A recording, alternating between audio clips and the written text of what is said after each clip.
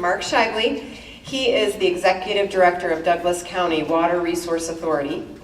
It's an organization comprised of water providers dedicated to water resource efficiency, conservation, and public policy issues. He received the 2012 University's Council on Water Resources Award for Education and Public Service for its K-12 Water Ambassador Program, and has educated over 20,000 students in the past 4 years.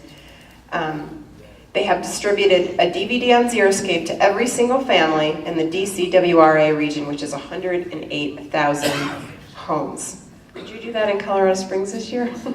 We would love you to do it. All right, please welcome Mark Shively.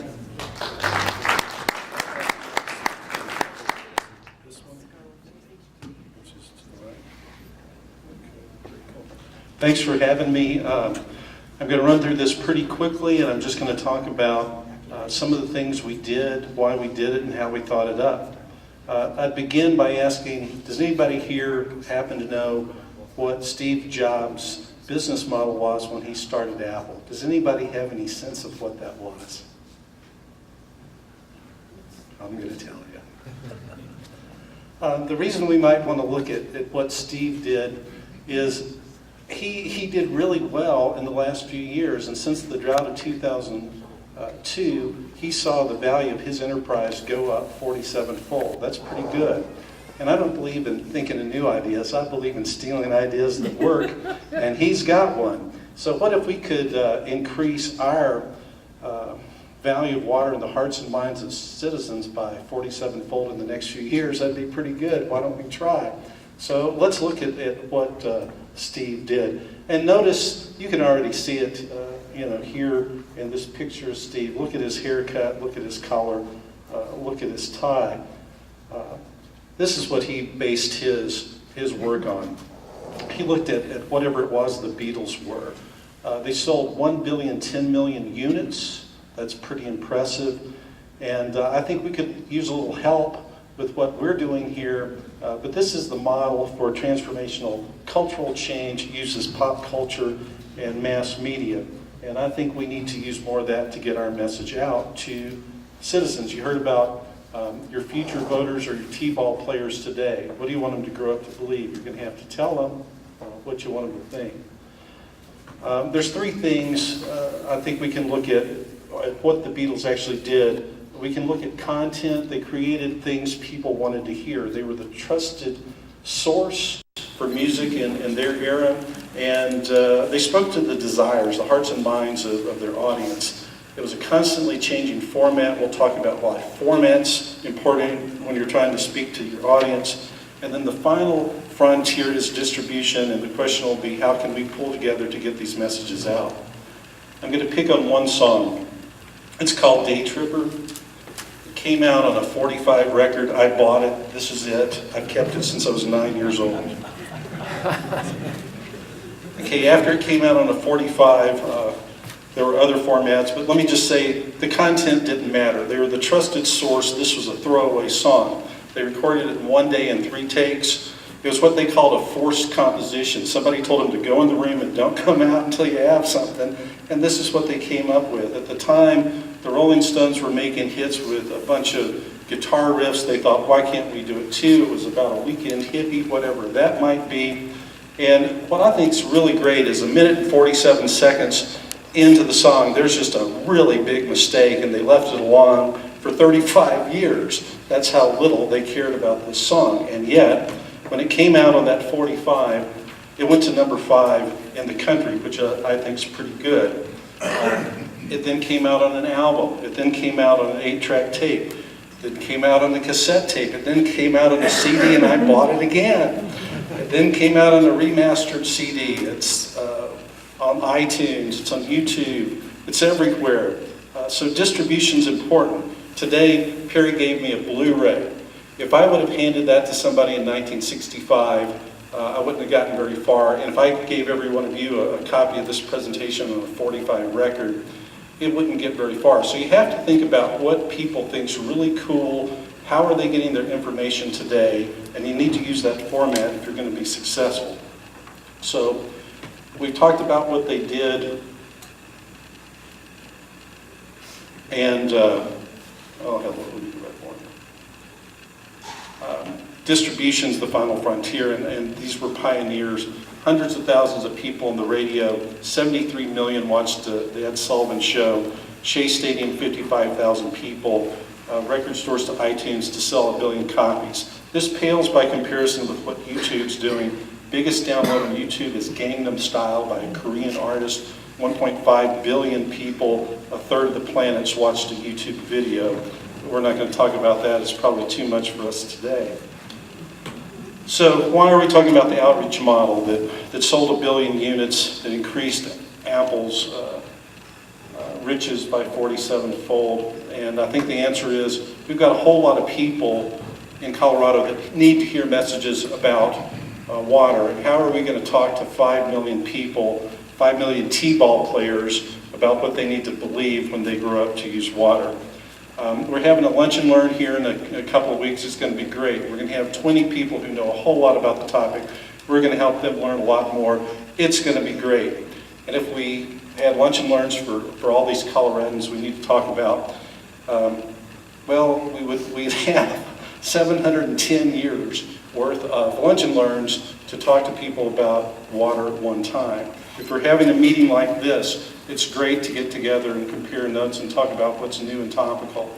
But if we had 200 people at a meeting and we had 3 meetings a week, we'd be in meetings for 167 years in order to hear about the message one time. And if you need to hear something 12 times before you really get it and take action on it, we'd be in meetings for 2,000 years. So they're great for what they are, but they're really not getting the message out to the T-ball players. Content. I can come and talk to you about what I want to talk to you about, but imagine that you turn around and ask people, when we talk to you about water, what is it you want to know? What do you care about? What do you want to hear? EPA spent a whole lot of money I don't have on research. They call it part of their Water Sense program. Most Americans are concerned about maintaining freshwater supplies for their household needs. If you're talking to them about that, they're listening to you. If you're talking to them about something else, they may not. Your audience you're trying to address, they're young females with kids at home. Money matters. They want to do things in small steps. They would love someone else to do the research so that they know that they're making wise decisions. Health matters, but the real top social influencer, what causes people to take action, is they want to leave something for their kids and their grandkids. So you really need to hit the message. You're doing this for your kids and grandkids. Those T-ball players, you're leaving something for them. In our little market up in Douglas County, we focus on outdoor water use, so we drill down a little bit more on who are the people we're talking to about outdoor water use. It's always important to know your market. This is ours. They're men, they're white, they're 24 to 34, they have a bachelor's degree, and they make $75,000 a year. They want to protect the environment, and here again, the main reason they want to do that is they're trying to preserve something for future generations. So we want to tell them what they can do to leave something for future generations, and then our messaging will be effective. We did some local surveying, and I wouldn't have believed this. All the elected officials told me this was not true, but people in Douglas County were not addressing water needs just to save money. They were doing it to save water. 55% care about water, only a quarter care about saving money, and then as far as a sustainable environment in this Douglas County. So we have to message where it really hits, and your market may be different, but you want to hit the drivers in your market. Here's what an ad looks like then from us. It says, water for generations to come. Save water, save money, it's so easy. A kid can do it. We send out water smart tips, and in this little drawing you see an adult holding a child's hand in a body of water. So I'm going to show you. We saw a 30% reduction in per capita water use these past 10 years to 134 gallons per capita per day.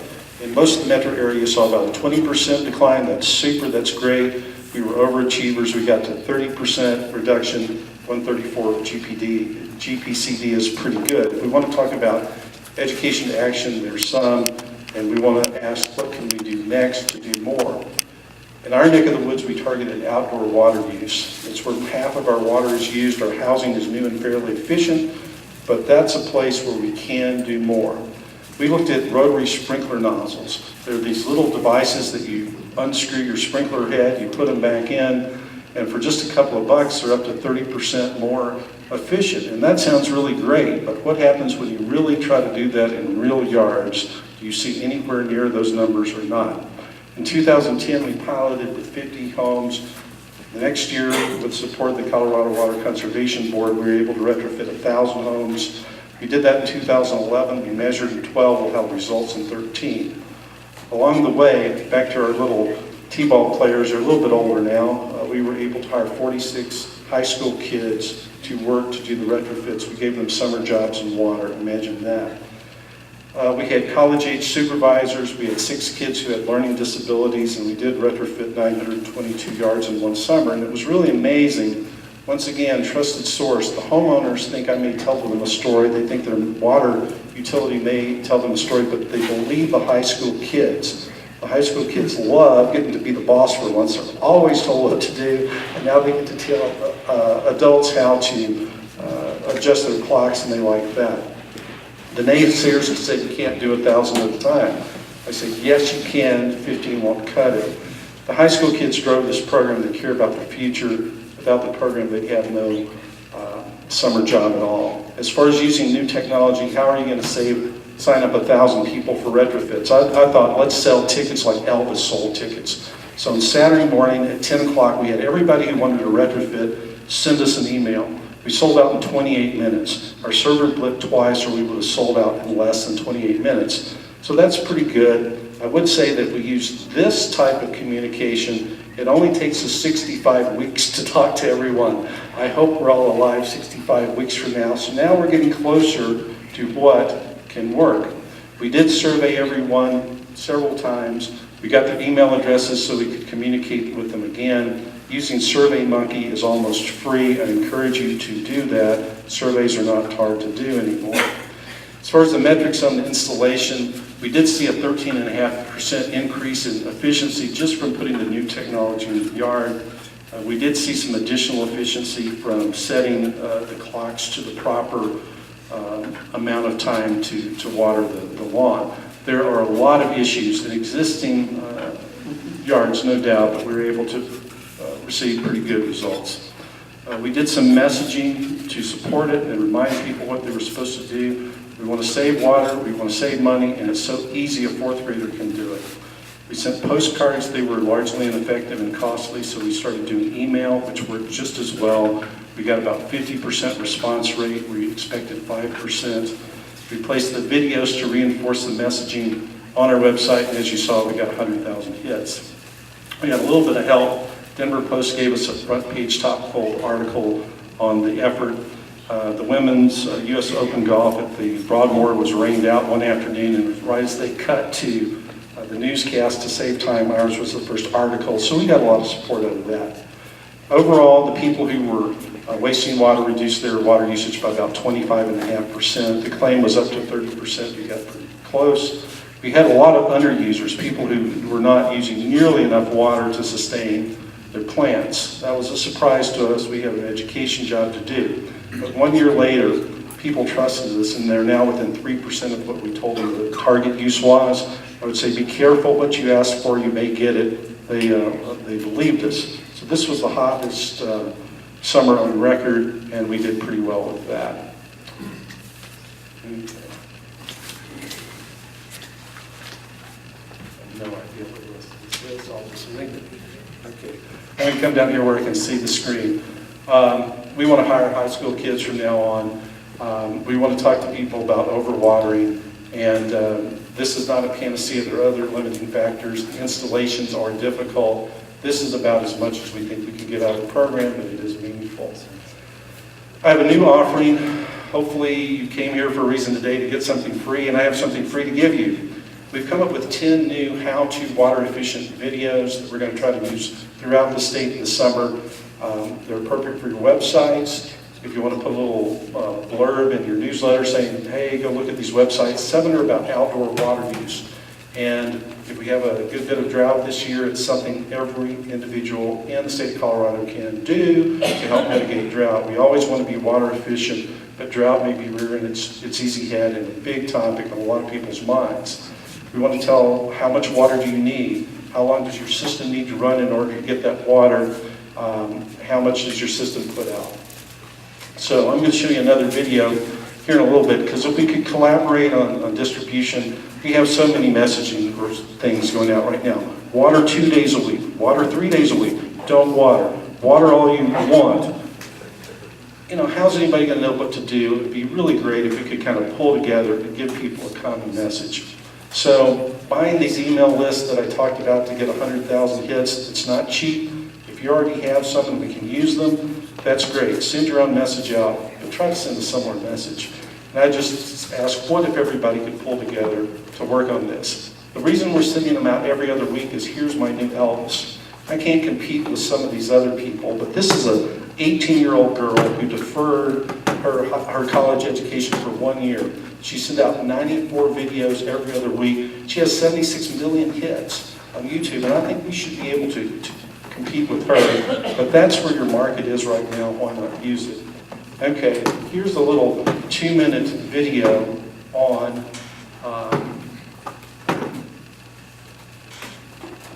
a mini makeover. This works for every house, and we should have sound coming up here too.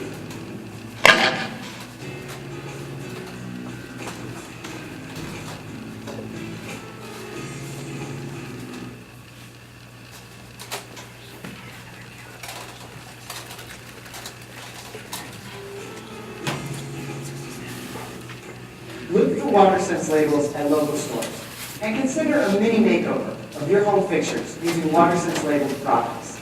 Install WaterSense labeled products and Energy Star appliances wherever you can. Bathrooms are by far the largest water users in the home, accounting for more than half of all the water that families use indoors. Advances in plumbing technology and design mean that faucets, showers, and toilets can use significantly less water than standard models, while still delivering the rinse, spray, and flush you expect. Just look for the WaterSense label. Products bearing the WaterSense label provide measurable water savings, often 20% more water efficiency than average products in that category, and obtain independent third-party certification. Energy Star labeled appliances will often save both water and energy. A front-loading Energy Star clothes washer uses about 35% less water than conventional models.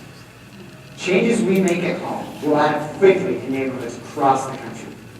If just 1 every 10 American homes upgrades a full bathroom with WaterSense labeled fixtures, we could save about 74 billion gallons of water and about $1.6 billion on our utility bills nationwide per year. For more tips on how to save water in and around the house, log on to our website. Always look for the WaterSense label when you shop.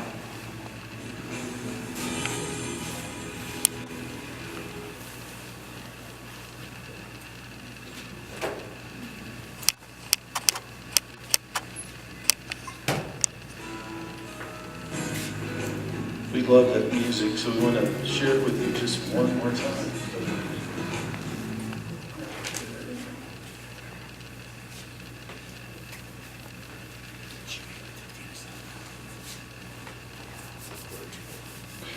If anybody would like to use this, they're currently on YouTube under a channel called DCWRA Videos. You can link to them right now, use them for free. If you'd like to put your logos on them instead of ours, it costs about $200. It's a great efficiency and drought response messaging tool.